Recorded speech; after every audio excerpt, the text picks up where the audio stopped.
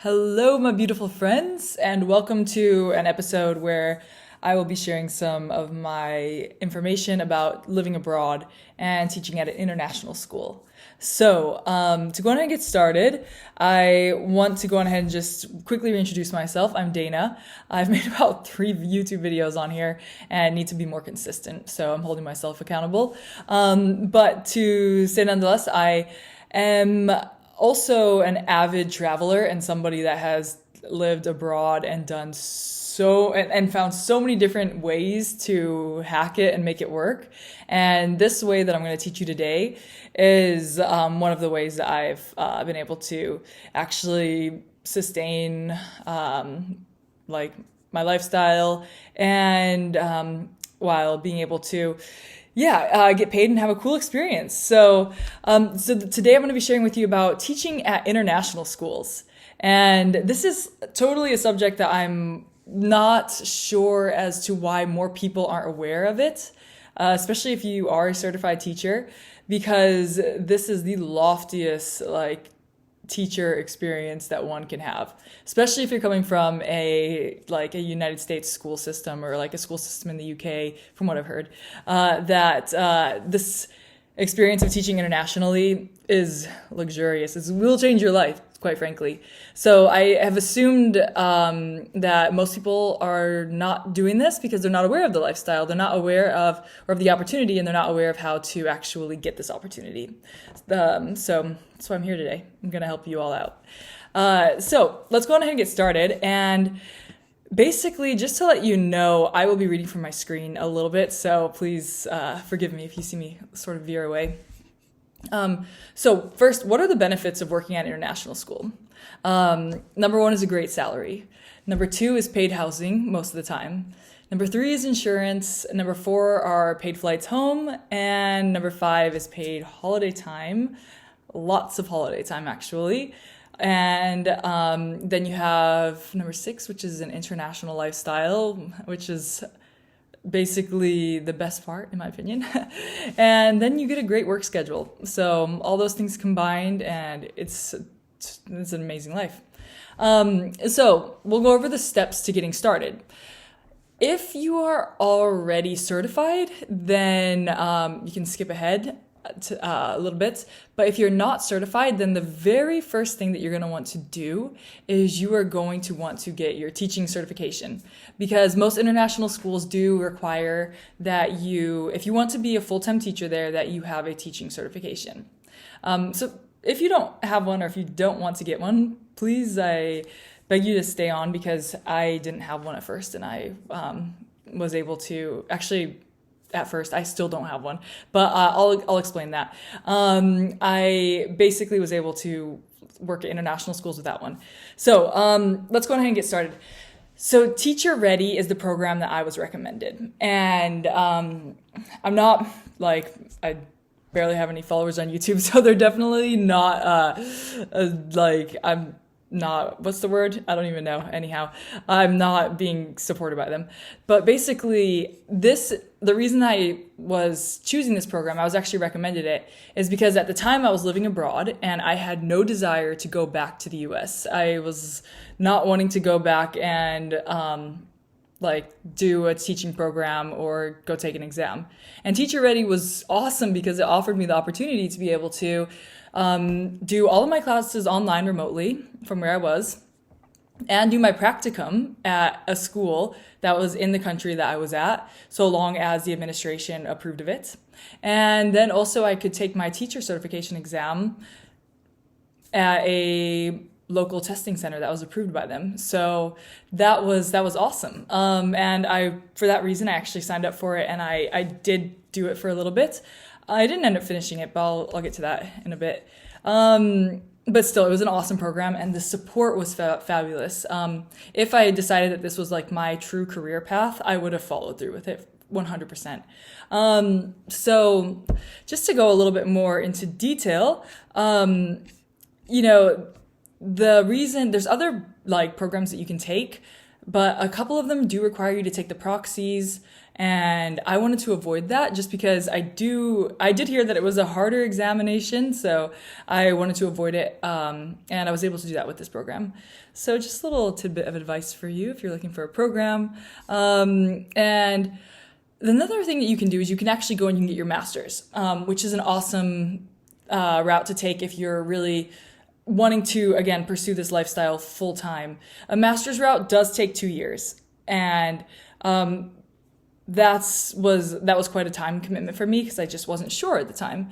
But with the teacher certifications, whichever one you choose to do, those ones are most of the time they're as fast as you want to do them. So they can be up to 1 year long, but you can get them done faster. So get a teaching certificate or go on ahead and get your master's. And either way, you're going to have to do a bit of a practicum, an in-class practicum, which really is can be super easy depending on the program you're going to choose. So I would say, I'll just give you my experience. I wanted to get this done as fast as I could and just have it be the cheapest I could get it done and just go on ahead and be able to start working in international schools. So that's how I was looking at it when I was searching. But if you're going for a master's, then so many people have done it and it's good to do. All right, so number 2 is finding a school. So some of the best ways to find a position at an international school are through a few resources which teachers recommended to me that I've looked into, and they are amazing. Most of these do have a fee, but it's worth it if you were really dedicated to getting a job. Honestly, it's worth it. And I was definitely cheap when I traveled, so just so you understand where I'm coming from. So the resources that I would point out to you would be ISS, which is paid.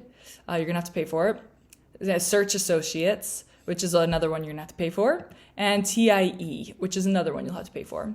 Then there's a free one called Seek Teachers, and all of these websites have available positions posted on there, and they really do. These websites really do connect you with schools. So if you're certified, get connected on one of these sites. I'll put them in the link below too, so you can go ahead and check them out. Number 2 is go to a recruitment fair. So the recruitment fair that I was most familiar with was the one in Dubai or the UAE. And that's because I was actually working at a school at the time where people would go there for their next position to go find a job. So the recruitment fairs are awesome because it's basically an opportunity for you to go and network with teachers with administration from schools all around the world. And if you connect with them, then it's a huge guarantee that you're going to be going and working at your dream school in Kenya or in Paris. But again, these fairs are going to be a great networking opportunity. So I definitely suggest going to them if you get an invite or if you just can manage to go. So another thing that you can do is just go directly to the school site. I would do this all the time. I would be sitting there and I would be thinking to myself, gosh, what about Prague? I want to work in Prague. So I would go and I would look at Prague's international school, and I would contact the administration directly. I would find a random email, honestly, and I would just say, who can I get in touch with? I want to teach here. And people would always get back to me, and this was fantastic. So in my situation, because I didn't end up pursuing the teacher certificate all the way, I had to explain to them that, I was not certified, but I would explain to them various other details that would have qualified me. And I'll get to that, as I said. So I want you to also be aware of the 2 major types of school systems. There are nonprofit and for-profit. So nonprofit schools are always the most revered as they tend to provide the most ethical working conditions. However, for-profit schools have their place in the world, and they're often much easier to secure a spot. And if you are good at negotiating, they can sometimes provide great onboarding packages. So a few examples of the different school systems that I've come across are the American International School System, which is a nonprofit school, the Montessori school system, which is a private school, and which is for-profit, and the Sabis International School System, which is also a private school and for-profit. So I loved the international schools. If you can work at one of these, it's amazing. Okay, so important tips to remember. Let's go ahead and make sure you guys remember these. Number 1, always get your application in by September or October of the year before. Most teachers plan 1 year in advance for the next school year. Remember this. It's going to be very important because by September or October, those positions are filled. The teachers are by September or October, those positions for the next year are filled. And so you have to really plan 1 year in advance and start reaching out to schools now if you want to work somewhere in the next year. So if they're choosing teachers in September, October, I would say start reaching out in June or July at the latest. Number 2, find a school that offers a 1 to 2 year contract. And I say nothing longer than that. And the reason I say that is because just in case you are for some reason not on great terms with the administration, or you just don't really like the area where you're living, then you're going to want to have some flexibility. So if you want to work somewhere longer, you can always extend. And I will tell you that most of the time, the administration loves to hear this because that means that they don't have to go and do recruitment. They don't have to go and search. So the longer they can keep you on, the happier they are. So 1 to 2 years. It's pretty key and standard timing. Number 3, find a school that offers you paid housing. So you do not want to skimp on this at all. This is honestly one of the best perks about working at an international school is getting paid housing. I mean, why not? Get it. Okay, so number 4, be ready to negotiate what you get in the hiring package. So this is a big tip that some teachers gave me. I think that if you remember the things that you should get, which are paid housing and paid flights and paid holiday time and flexible working hours, you know your schedule, then this is great. Make sure that none of those things are skimped on.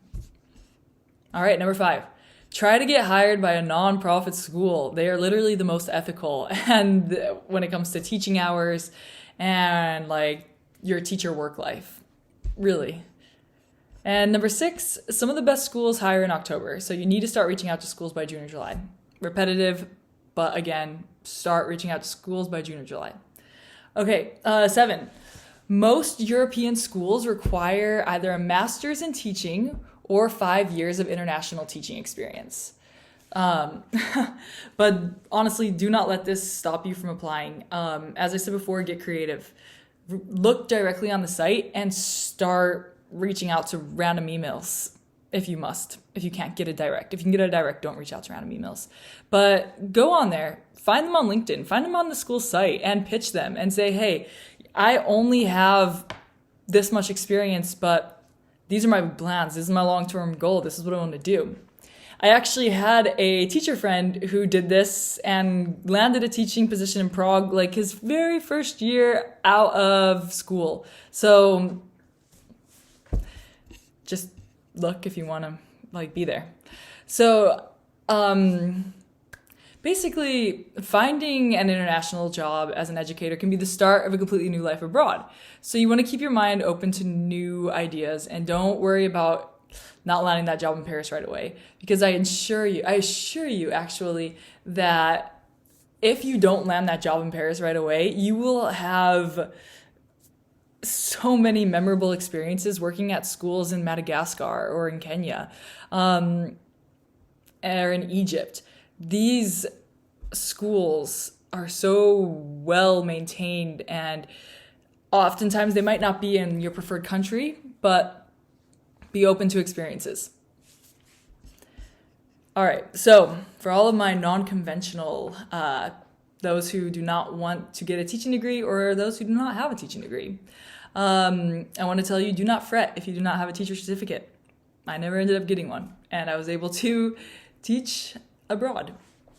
So if you're fresh out of uni, or if you're wanting to change your career, like in the moment, you're wanting to get abroad, then keep reading this. Okay, keep watching this video. I'm literally reading from my text right now. Okay, so here's the wild ones that like want to just go out there and get started. I'm with you. That's me. It's me. So first and foremost, the easiest way to get a job abroad is teaching English. And I understand completely that a lot of you might hear this and think, oh, Dana, so cliche. Why do you have to talk about teaching English? You probably don't want to teach English. You probably want to teach science or art or something, right? I mean, I imagine many of you want to teach this, and that's fine. You can do that. So basically, the reason I tell you to start with English is because so many institutions are so invested in getting native English teachers abroad that they are willing to invest in your education. Like, they're willing to even get you a teacher certificate to come and teach at their school, because they understand the importance of learning English, and they understand that this is something that they want to offer their students in order to be seen as a prestigious school, to be seen as a reputable school. I do think that this will be shifting, and I think that will at least place an emphasis on other languages as well. So let's go ahead and talk about the very first program, one of the ones that I did, which was the Auxiliares de Conversación program, which actually goes by the name NowCap now. And this is a government-funded program that employs about 2,000 candidates a year in Spain. And it places highly skilled English speakers in classrooms all throughout Spain. And it is, as I mentioned, it is funded by the government. It's sort of, you're paid a stipend monthly, and although they don't pay for your flights or your housing, it's honestly a program that I would do over again many times, because it honestly provides you with an international experience and an opportunity to work in Europe. Like, really, for a US citizen, this is something that is quite difficult if you are not highly technically skilled, or if you don't have a skilled profession like that requires tech or medicine. Then getting a visa to work in Europe is truly difficult, and Spain offers a great gateway to that. So I definitely suggest this program. I have a lot of love for it, and I actually did do a full video on it, so I will post that below. If you're interested in this program, check it out. All right, so the next option is to teach at a private school. Many international schools do not actually require, many international private schools actually do not require a teaching degree or even a TEFL. As I mentioned earlier, some of them will pay for your teaching certificate. So it just depends on which one you choose. Some of them may require that you have a degree, and others don't. Like in China or in Japan, there are certain programs, there are certain schools that will allow you to come over and teach, or Thailand.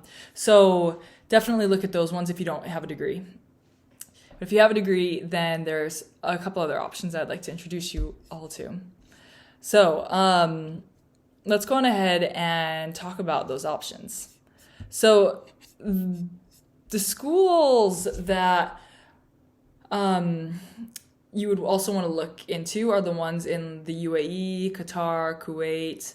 These schools, a lot of them will pay for you to come and teach there. And even if you do not have a teaching degree, you should have a bachelor's degree though. And one of those schools was the Sabis International School. That's the one actually that I spoke about earlier. And I did apply to this school. I went ahead and went through the whole process, and I was going to go on ahead and teach in the UAE. I did prefer Oman, but they were going to place me in the UAE. And then the pandemic hit, so I never actually ended up going over. But anyhow, I went through the whole process, and I didn't have a teaching degree, and they were actually going to pay for my teaching degree. So I was going to teach there for about 2 years. The salary was pretty good, and paid for my housing too, and they paid for my flights out there. So I would check out the UAE, and this school, I didn't actually end up working there. I know they are a private school, so I've read the reviews, and they definitely can be known to overwork their teachers. But okay, real talk here. I worked on cruise ships as well, and like being overworked is something that happens when you are living abroad. It just honestly is. Depending on, depending on where you're at in the system you're working for. Like nonprofit schools, they're going to be a lot more respectful of your time.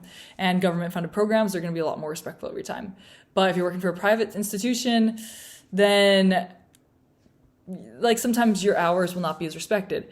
But I wouldn't let this deter you, honestly. If you want to go abroad and you want to live out there, like do it, because you have you'll have such a large community to bond with, and you have your nights, you have your nights, and you have your weekends, and you get holiday time, and you get paid so well, and you can literally go and just live the time, your free time, you can live it so well, and in such an exciting manner.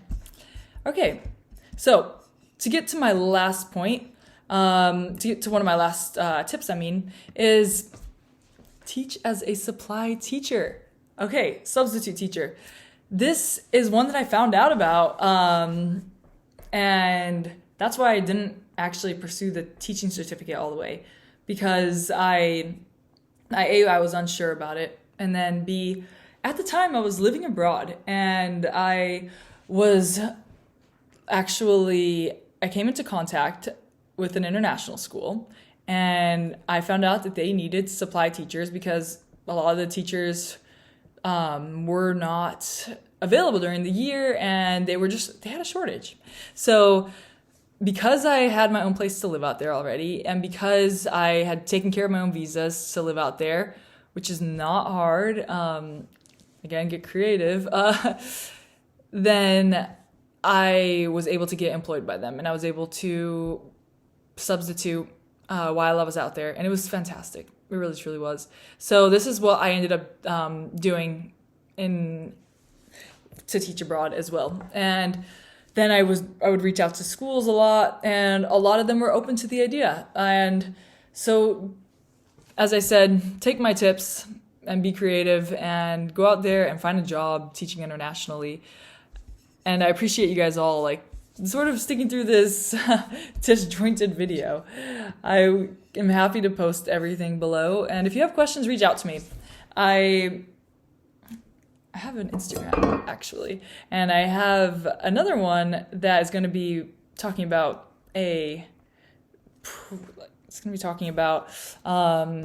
my travels as well. So my personal one is Mount DJ7, and I'll post it below. And then my other one is Mini Immersions, and I'll put it below. That one's more of a travel one. All right. Wish we could chat forever. I'll see you guys in the next video. Ciao.